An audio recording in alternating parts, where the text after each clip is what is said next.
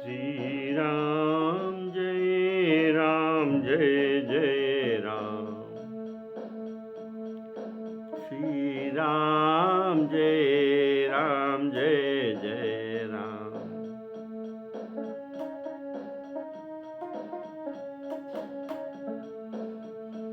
श्री राम जय राम। श्री राम जय राम। श्री राम जय राम।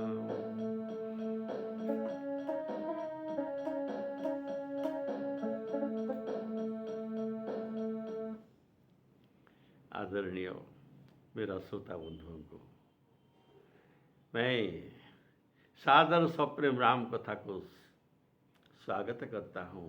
प्रेम से बोलिए श्री राम जय राम।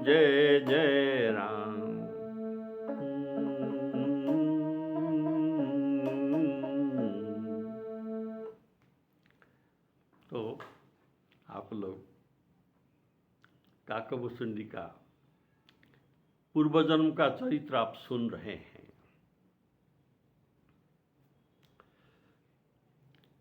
जब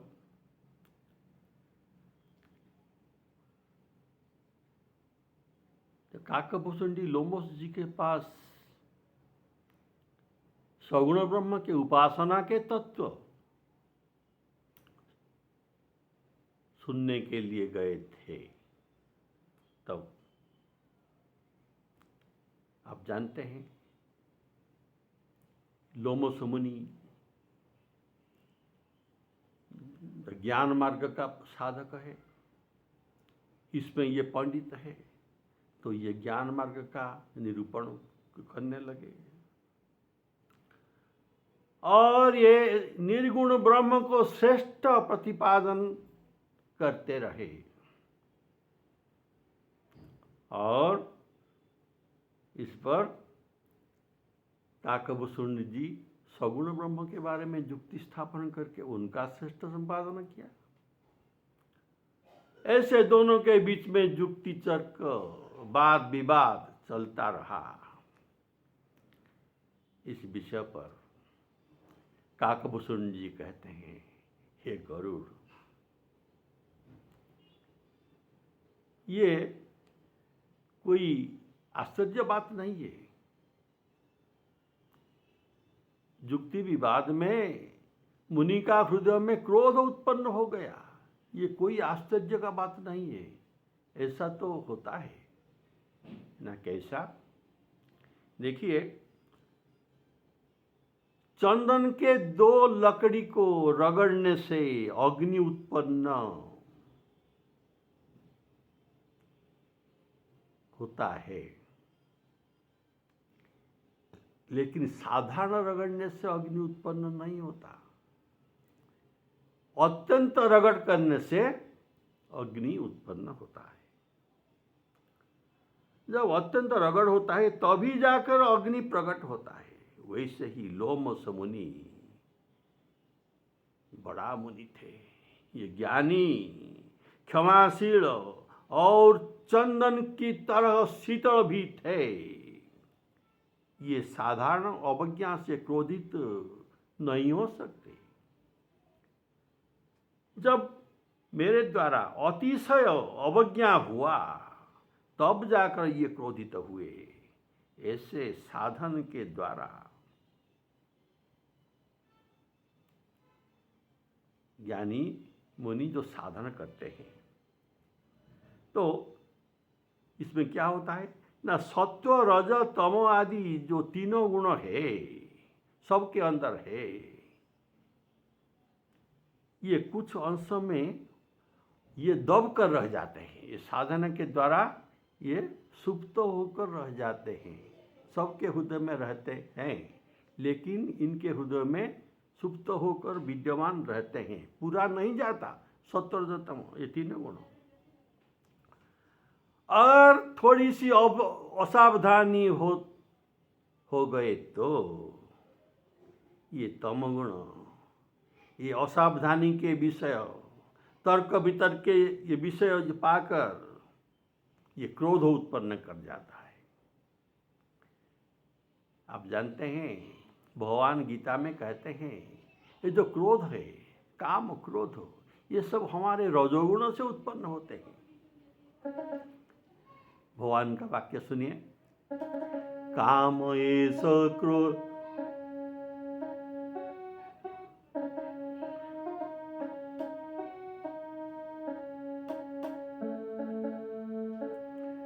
काम एष क्रोध एष रजगुण समुद्भवः,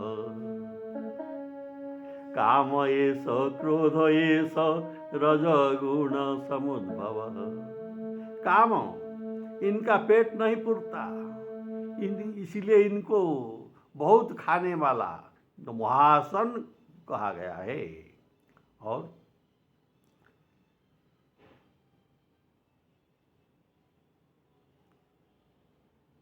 तो क्रोध जो उत्पन्न होता है, काम का पूर्ण न होने पर, इनमें विघ्न आने पर क्रोध उत्पन्न होता है और इससे पाप कर्म हो जाता है। इसीलिए क्रोध को पापी भी कहा गया है। काम एष क्रोध एष रजगुण समुद्भव, महासन महापंपं विद्धि यह वैरिणी, विद्धि यह वैरिणी। विद्धि जान लो, ये अर्जुन जान लो, ये हमारे अंदर छिपे हुए शत्रु ही विद्यमान सदा रहते हैं। उनके लिए सदा हम सतर्क रहना चाहिए।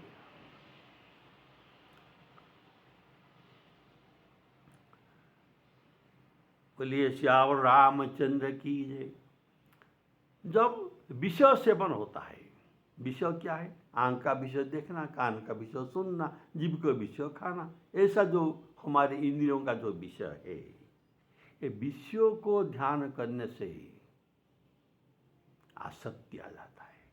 गीता में श्री कृष्ण भगवान कहते हैं, ध्यायतो विषयान पुंस संगस्तेषु उपजायते। और आसक्ति आने से कामना उत्पन्न हो जाता है।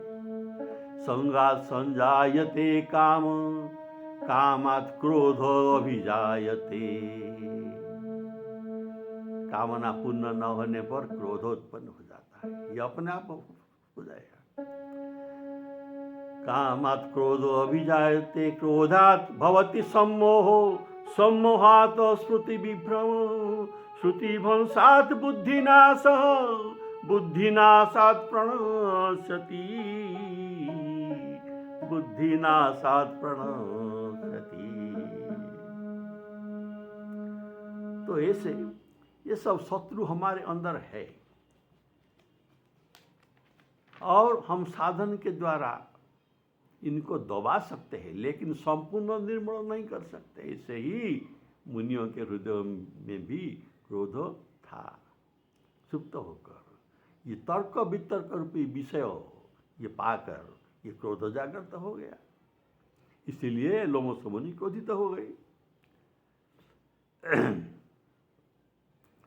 और क्रोधित होने पर भी ये ज्ञान का निरूपण करते रहते हैं और मैं बैठ बैठ से अपने मन में अनेक प्रकार के अनुमान करता रहा। कैसा अनुमान? ना बिना द्वैत बुद्धि के क्या क्रोध हो सकता है? द्वैत तो अज्ञान होता है। द्वैत के बिना, द्वैत बुद्धि के बिना हृदय में अज्ञान नहीं होता।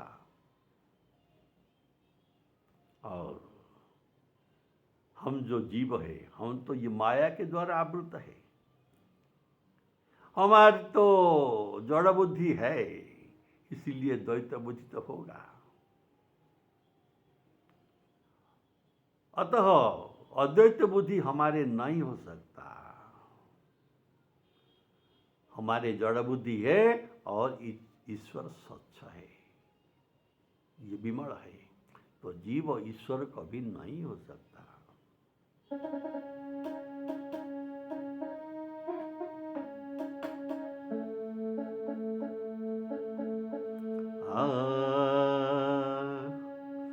बारंबार सकोप मुनि करई निरूपण ज्ञान, मैं अपने मन बैठी तव करऊं विविध अनुमान, करऊं विविध अनुमान। क्रोध की द्वैत बुद्धि बिनु, द्वैत बुद्धि के बिना क्रोध नहीं आ सकता। द्वैत की बिनु अज्ञान, मायावश परिचिन्न जड़, जीव की ईश समान, जीव की ईश समान। जीव कभी भी ईश्वर के समान नहीं हो सकता। तो आप सुन रहे हैं कि लोमस मुनि निर्गुण भगवान को श्रेष्ठ प्रतिपादन करते थे, पर भुसुंडी जी को सगुण ब्रह्म की उपासना, विषय सुनने का उत्कट लालसा था, इसीलिए भुसुंडी जी के सुनने का कोई आग्रह नहीं था। इसलिए दोनों के बीच जुक्ति तर्क भी बहुत हुआ, खंडन मंडन भी चलता रहा था। इस बात को लेकर सब में सबसे बड़ा विशेषज्ञ के पास जाना पड़ेगा। अगर दोनों के बीच कोई समाधान नहीं होता, तो झगड़ा होता, तो ये तीसरी आदमी के पास जाते हैं। तो हम इस बात को लेकर शंकर भगवान जी के पास जाए, जो बड़ा विशेषज्ञ है, संसार में सबसे बड़ा विशेषज्ञ है, उनके पास जाकर हम पूछते हैं तो इनका मंतव्य क्या ये देते हैं। तो बोलिए श्यावर रामचंद्र की जय। तो शंकर भगवान ने कहा, इस बात पर युक्ति करना ठीक नहीं बाबा। क्यों? सगुण ब्रह्म श्रेष्ठ है या निर्गुण ब्रह्म श्रेष्ठ है, इस बात में कोई युक्ति करना नहीं उचित है, उचित नहीं है। क्यों ना? वास्तव में ये दोनों तो एक है। इन दोनों में, सगुण ब्रह्म और निर्गुण ब्रह्म में कुछ भी भेद नहीं है। केवल भेद है उपासना के भेद। भेद है उपासना के भेद और नाम में भेद, इतना ही भेद है। लेकिन ब्रह्म में कुछ भेद नहीं है, दोनों ब्रह्म एक ही है। तो इसको प्रतिपादन करने के लिए सगुण ब्रह्म और निर्गुण ब्रह्म के रूप में शंकर भगवान जी कहते हैं, देखो बर्फ ये जल का कठिन अवस्था है, जल का आकार नहीं है। ये जिस पात्र में रहता है उसी पात्र का रूप ये धारण करता है, और ये बर्फ होकर उसी आकार धारण करता है। अगर इसे शीतल किया जाए तो फ्रीजिंग पॉइंट में ये फ्रीज होकर उसी का रूप धारण करता है। तो ऐसे निराकार से जल का आकार नहीं था, ये निराकार था। अभी ये पात्र में जल भरकर फ्रिज में रख देने से इसका आकार बन गया, एक पात्र का आकार ये ले लिया। तो ऐसे निराकार से ये साकार बन गया। ऐसे प्रभु भी निर्गुण ब्रह्म जो निराकार रूप में होते हैं, ये भी ऐसे साकार हो जाते हैं। तो इसके लिए जैसे जल को ठंडा करना पड़ता है, वैसे इनको प्रेम से बस ठंडा करना पड़ता है। ये प्रेम के वशीभूत होकर सगुण रूप धारण करते हैं। तो कौन सा सगुण रूप धारण करते हैं? हम जैसे जिस पात्र, जैसा पात्र हम इसमें जल भरकर फ्रिज में रखते हैं, ये उसी का रूप धारण करता है। ऐसे भक्त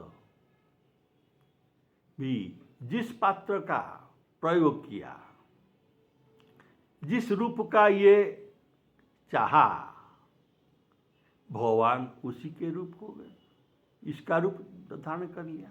जैसे भक्त चाहे तो ये मीन रूप में आकर प्रकट हो गए, कच्छप रूप में आकर प्रकट हो गए, नरसिंह रूप में भी प्रकट हो गए। ये भक्त का चाहने पर, भक्त जैसा चाहता है भगवान ऐसा ही रूप धारण करते हैं। जैसे सोनार चाहता है, ये उसी का सांच में सोना को डालकर गर्म करके तरल अवस्था में डालकर उसी का रूप ये कर लेता है।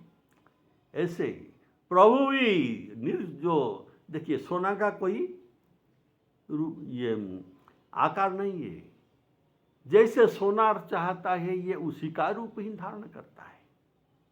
ऐसे जैसे भक्त चाहता है, भगवान भक्त के इच्छा अनुसार ही रूप धारण करते हैं।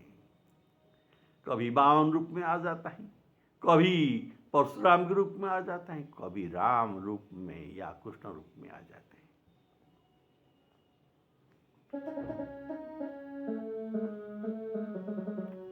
तो ये मंतव्य शंकर भगवान जी का है। शंकर भगवान जी कहते हैं, सगुण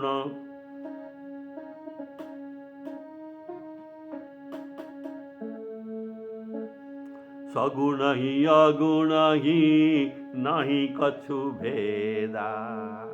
सगुण अगुण में कुछ भेद नहीं है। गावही मुनि पुराण बुध वेदा। जो गुण रहित सगुण सोई कैसे।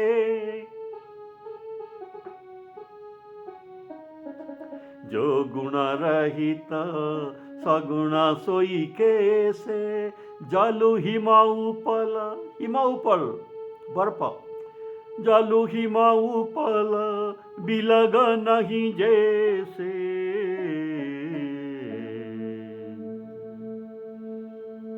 और भक्त के इच्छा अनुसार ये उसी रूप का धारण करते हैं। जैसे मीन कमठ, कमठ कच्छप, सुकर नरहरि, वामन परशु राम रूप धरी। ये सब रूप भगवान कैसे लेता है? अर्थात जैसे सोनार का सांच होता है, सांचे में ये डालता है, ऐसे भक्तों की सांचे में भी ये आकार धारण करते हैं। अब आप सुन लिया शंकर भगवान जी क्या कहते हैं। सगुण और निर्गुण में कोई भेद नहीं है। हम अभी जाएंगे और एक के पास। ठीक बात तो हमको जानना है ना। तो भगवान जोगेश्वर कृष्णचंद्र भगवान क्या कहते हैं इस बारे में। तो ये बात अर्जुन जी के द्वारा श्री कृष्ण को पूछा गया, प्रभु जो सगुण उपासना करते हैं, आपका सदा मनन चिंतन ध्यान जो करते हैं, आपके सेवा करते हैं, ये भक्त श्रेष्ठ है या जो निर्गुण भगवान का उपासना करते हैं ये श्रेष्ठ है। ये बात प्रश्न में, इस प्रश्न का उत्तर श्री भगवान कृष्ण श्री मुख से भगवद गीता में देते हैं। ये कहते हैं जो लोग ये मुझ में मनों को आवेश कर नित्य उपासना में रत होता है, श्रद्धा से मुझे उपासना करते हैं, मेरे मत में वही तो श्रेष्ठ है, ये भक्त श्रेष्ठ है और ये भव पार कर सकता है, ये भव पार कर सकता है। और जो निर्गुण उपासना करते हैं, अव्यक्त भगवान, अव्यक्त ब्रह्म को ध्यान करते हैं, ये भी भव पार होकर मेरे पास आ जाते हैं। तो दोनों तो एक ही जैसे लगते हैं, पर थोड़ी कुछ तफात है। क्या तफात है?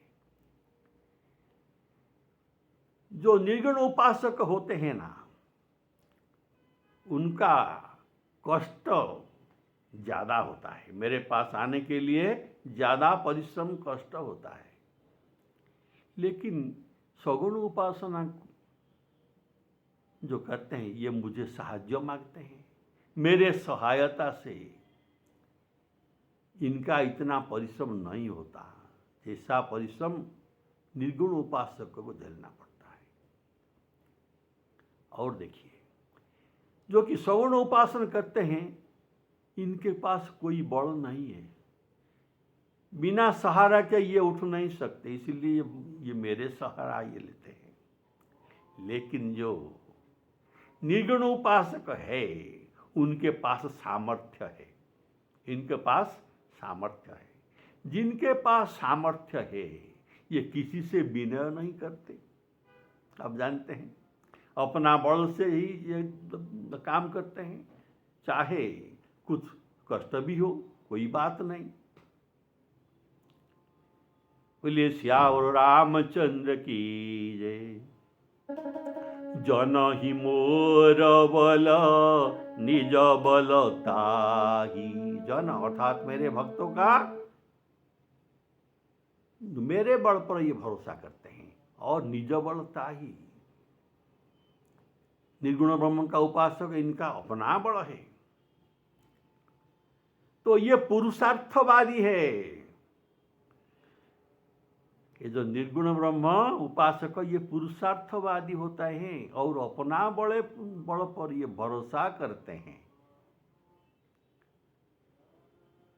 इस बात का प्रमाण आप रामचरितमानस में भी देखते हैं कि जब विभीषण ने कहा, हे प्रभु, ये सागर आपका पूर्वज है, आप इनके साथ विनय भाव प्रदर्शन कीजिए और ये प्रसन्न होकर आपको समुद्र पार होने का मार्ग बताएंगे। इसीलिए प्रभु ने सोचा, ठीक है, ऐसा ही करूँगा। जो कुशासन में बैठकर इनको प्रार्थना और विनय करेंगे। पर ये बात लक्ष्मण जी को अच्छा नहीं लगा, क्योंकि लक्ष्मण जी पुरुषार्थवादी है। तो लक्ष्मण जी कहे, प्रभु ऐसा मुझे ठीक नहीं लगता। दैव दैव आलसी पुकारा, दैव दैव आलसी पुकारा।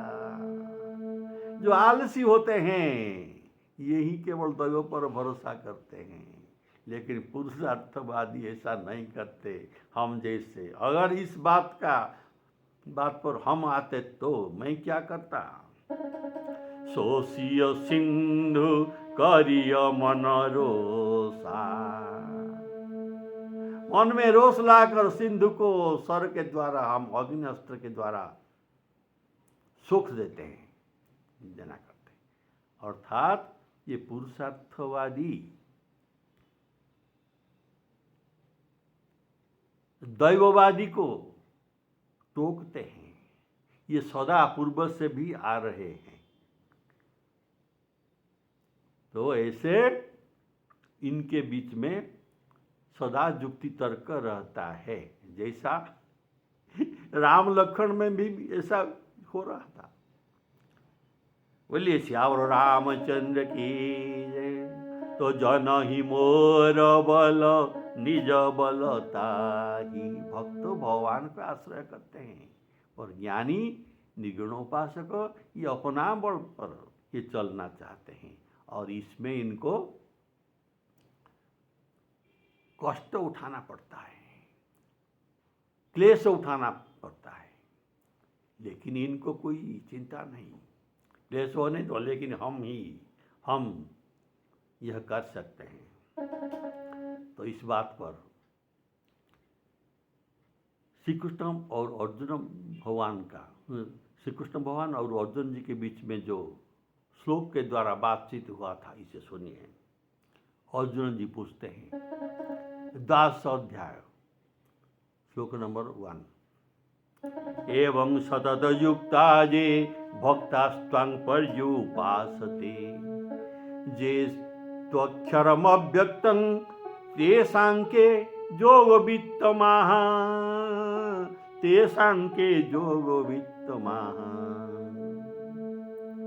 तेषां, ये दोनों को बीच में कौन श्रेष्ठ है? तो भगवान कहते हैं, मयावेश्य मनोजे मां नित्ययुक्ता उपासते श्रद्धया परयोस्ते मां युक्ततमो मता।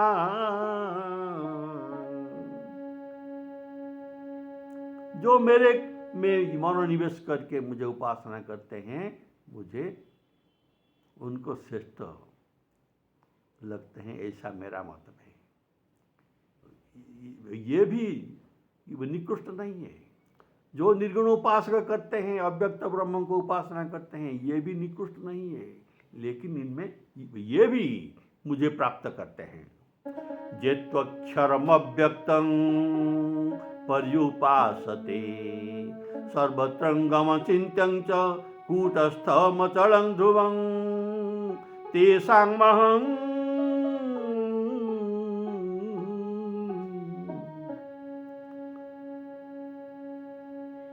इनको भी मैं उद्धार करता हूँ।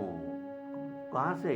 तेषां समुद्धर्ता मृत्यु सागर संसारात्। ये मृत्यु सागर से मैं उनको भी उद्धार करता हूँ। क्लेशधिकोतरस्तेषां अव्यक्तासक्त चेतसां। पर अव्यक्त मतलब वाले, मंतव्य वाले उपासक को क्लेश ज्यादा पड़ता है। बोलिए श्यावर रामचंद्र की जय। कैसा क्लेश?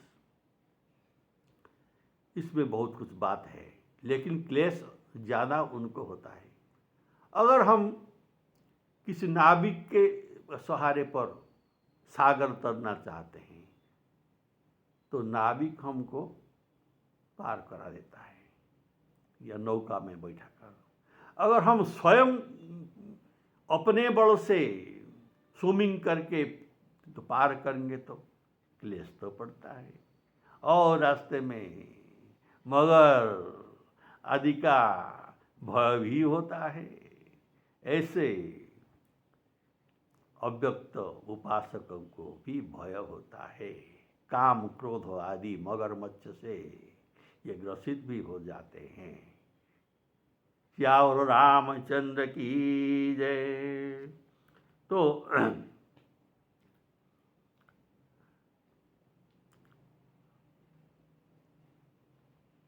अतः हम जो सुने हैं अभी शंकर भगवान जी से भी और श्री कृष्ण भगवान से भी, दोनों एक ही है। सगुण ब्रह्म और निर्गुण ब्रह्म दोनों एक ही है। केवल साधन और उपासना में ही भेद है। बोलिए श्यावर रामचंद्र की जय। तो लोमस मुनि जी क्रोध से आवेश होकर निर्गुण ब्रह्म को श्रेष्ठ प्रतिपादन कर रहे थे, और भुसुंडी जी का यह सुनने में कोई आग्रह नहीं था। ऐसे परिस्थिति में श्रोता के मन क्या होता है? पास में बैठे हो लेकिन मन दूसरी ओर चला जाता है। तो भूसुंड जी के मन भी दूसरी ओर चलकर चिंता कर रहा था कि बारंबार सकोप मुनि, बारंबार सकोप मुनि करई निरूपण ज्ञान, करई निरूपण ज्ञान। मैं अपने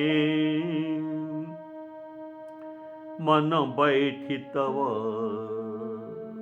करऊं विविधि अनुमान, करऊं विविधि अनुमान।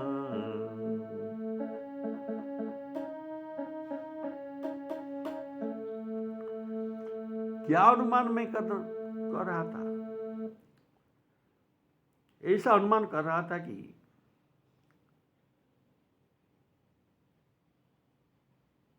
ये मुनि जो अद्वैत तत्व को प्रतिपादन कर रहे, मुझे वर्णना कर रहे हैं, ये कहने का मात्र ही अद्वैत है, लेकिन इनके पास द्वैत बुद्धि है। अद्वैत भाव क्या होता है? सकल ब्रह्ममय जगत, आप भी ब्रह्म और हम भी ब्रह्म, सब तो ब्रह्म है। तो किसके साथ ये विरोध करके किसके ऊपर क्रोध करेंगे? अगर हम आपको दूसरा मानते हैं तो मैं आप पर क्रोध करूंगा। अर्थात क्रोध करने के लिए द्वैत बुद्धि चाहिए। जो इनका पास क्रोध प्रकट हुआ, इनके पास अवश्य द्वैत बुद्धि है। और द्वैत बुद्धि ये अज्ञान का वाचक है। ज्ञानी लोग सब ब्रह्ममय देखते हैं, लेकिन द्वैत बुद्धि जिनके पास है, ये अज्ञानता है। निज प्रभुमय देखहि जगत, ज्ञानी भक्त सकल जगत को ब्रह्ममय राममय देखते हैं। सिया राममय सब जग जानी, करऊं प्रणाम जोरी जुग पानी। निज प्रभुमय देखहि जगत, केहि सना करहि विरोध, केहि सन करहि विरोध। अतः क्रोध उत्पन्न होना यह बिना द्वैत बुद्धि से हो नहीं सकता। द्वैत बुद्धि के बिना क्रोध उत्पन्न नहीं हो सकता। जीव में इस अज्ञानता है, इसीलिए हमें क्रोध भी आता है। द्वैत बुद्धि का भाव वो अपने से दूसरे को पृथक मानते हैं। अगर दूसरा है नहीं तो किस पर क्रोध करेंगे? अतः यह निश्चय होता है कि जीव ब्रह्म नहीं है। बोलिए श्यावर रामचंद्र की जय। जीव तो माया के आवरण में पड़े हैं और इसीलिए ये तो परतंत्र है। ब्रह्म तो स्वतंत्र है, इनके पास माया नहीं जा सकता। ये माया के पति है। अतः यहाँ यह सिद्धांत मिलता है कि जितना ज्ञानी अद्वैतवादी होने पर भी कभी कभी प्रारब्ध कर्म के वशीभूत होकर, प्रारब्ध कर्म के या भगवत इच्छा से ये विकार युक्त हो जाते हैं। इनके पास जो विकार उत्पन्न होता है, कैसा विकार? ना काम क्रोध आदि विकार इनके पास आ जाता है। तो इसके बारे में शंकर भगवान जी कहते हैं, देखो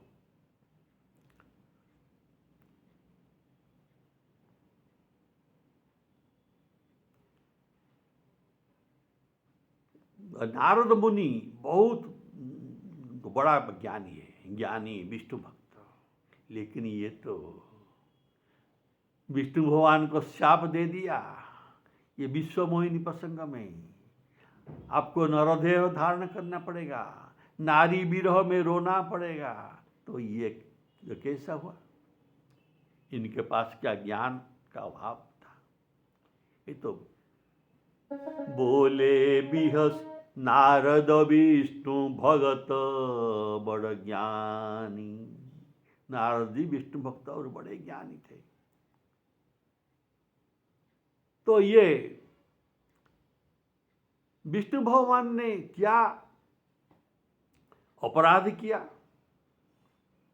और ये इतना बड़े ज्ञानी और भक्त होकर इनको अपने प्रभु को कैसे अभिशाप दे दिया? तो इसका उत्तर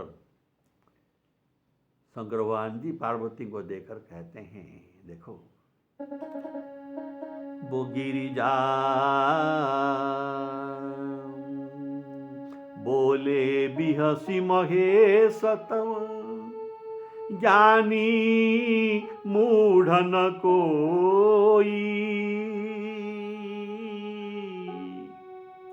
कोई ज्ञानी नहीं है, कोई मूर्ख नहीं है। भगवान जिसको चाहते हैं ज्ञानी को मूर्ख बनाते हैं और मूर्ख को वो ज्ञानी बनाते सकते हैं। ज्ञानी मूढ़ न कोई जेहि जस रघुपति करई तस जब सो तस तेहि छन होई सो तस तेहि छन होई। सियावर रामचंद्र की।